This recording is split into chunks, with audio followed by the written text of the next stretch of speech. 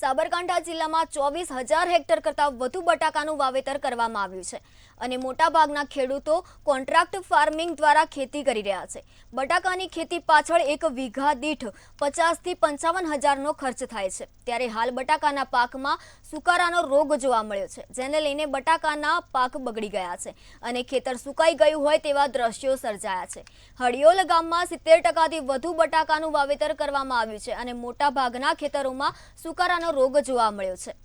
સતત વાદળછાયા વાતાવરણ અને સવારે બટાકાના પાક પર ઝાકળ પડવાને લઈને આ સુકારો આવ્યો હોય તેવું ખેડૂતો માની રહ્યા છે, જેથી ખેડૂતોને ભારે નુકસાન થઈ શકે તેમ છે। વાવેતર પાછળ કરેલ ખર્ચ ઉપરાંત 20 થી 25 હજારની દવાઓનો છંટકાવ કરવા છતાં પણ આ સુકારાનો નિવેડો આવતો નથી।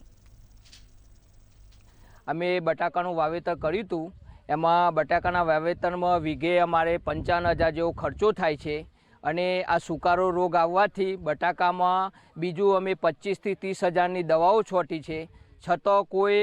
એનું પરિણામ મળ્યું નથી અને દને પાક નિષ્ફળ જતો જાય છે। અંદર પણ બટાકાની સાઇઝ પણ થઈ નથી અને એ ગોલી જેવું છે અને અત્યારે આ રોગના લીધે મુરાડવાનો બગડવા મળ્યા છે। હડિયોલ ગામમાં આપણે જોવા જઈએ તો જેટલું પણ વાવેતર છે એમાં લગભગ 70% જેટલું બટાકાનું વાવેતર થયેલું છે અને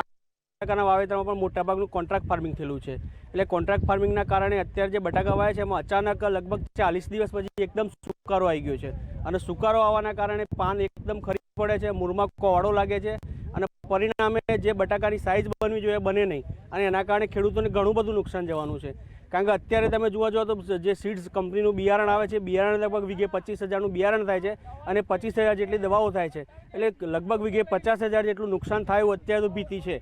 અને એના સાથે અત્યારે 2,000 રૂપિયા લીટર અને 7,000 રૂપિયાવાળી લીટરની દવા છાંટીએ છીએ, છતાં પણ એનું કોઈ રિઝલ્ટ મળતું નથી। છેલ્લા 10-15 દિવસથી ઠાળ બહુ પડે છે સવારે અને ઠાળ પડવાના લીધે પાના ઉપરથી પાણી દિવસે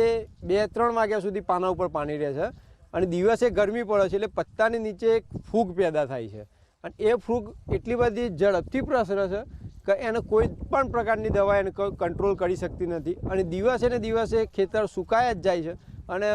4-5 દિવસની અંદર લગભગ